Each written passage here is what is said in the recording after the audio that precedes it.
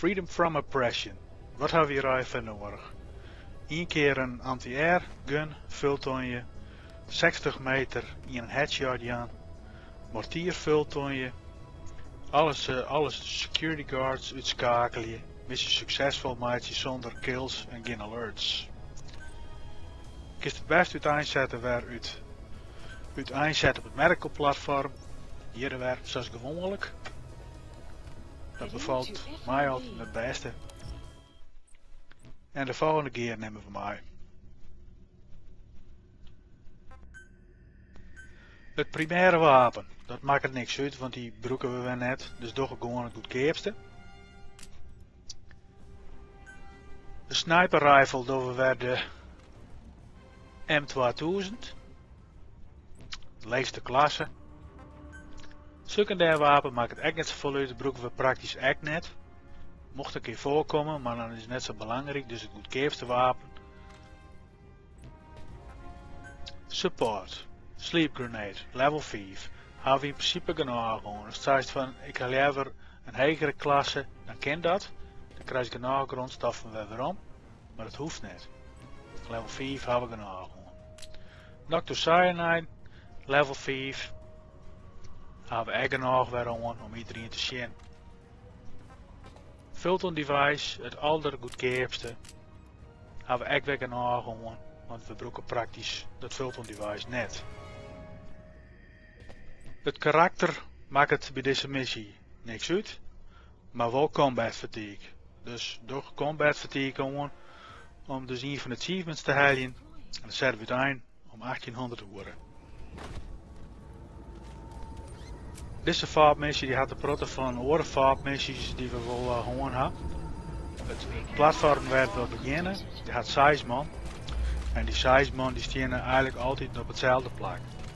Dus ik kies het uit einzetten, hier even springen en dan staan er daar heel vaak 2 man.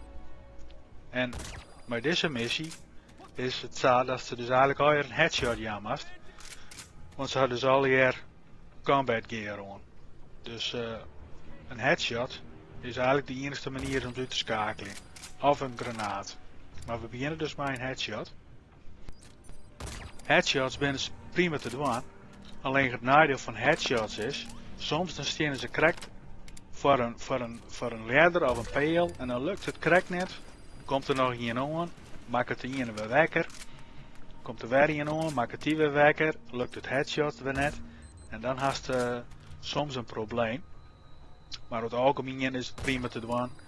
En ja, mocht het net lukken, krijgt het net voor want er maar een headshot aan die de rest verwekker maakt, smiet er dan even een granaatje in. Het is een kwestie van oefening, maar over het algemeen dan is het prima te doen. Dan moest alle bewakers uitschakelen en daarom vulton ik de bewakers hier alweer. Voorheen had ik het wel eens dienen, dan joeg ik hier een headshot en dan rond ik naar het laatste platform en ook daar een kleer wie de mensen hier weer wekker.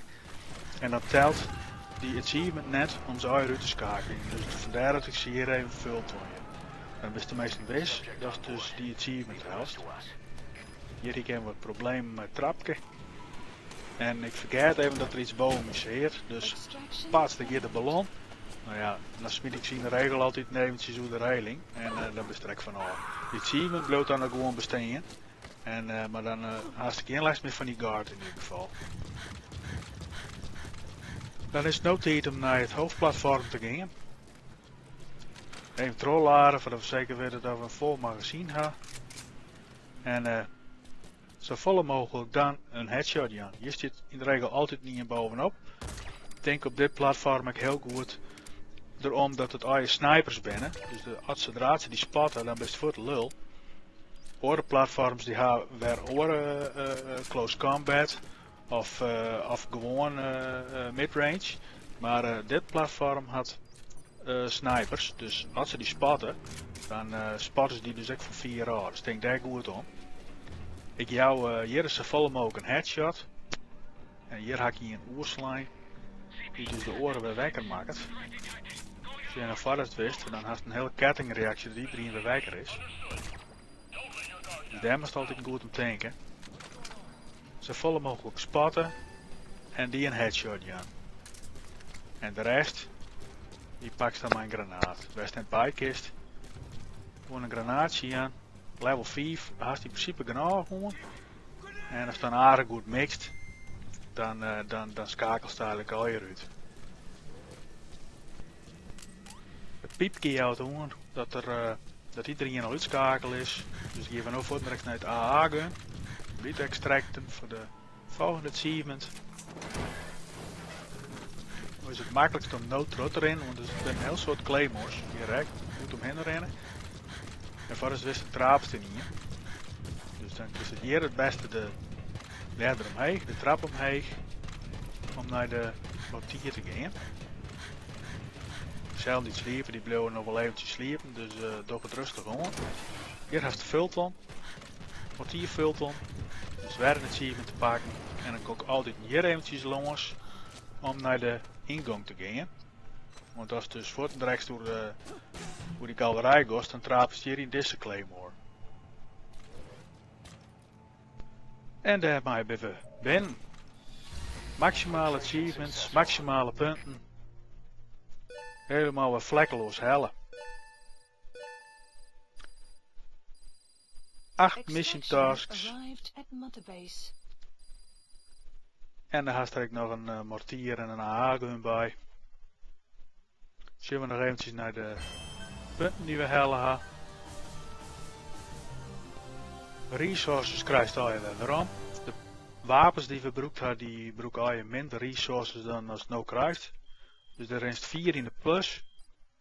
Helemaal toppie.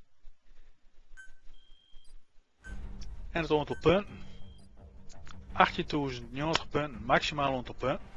Ik hoop dat je maar wat hoorn ha. En grote plezier met deze vaartmissie. Tot de volgende vaartmissie.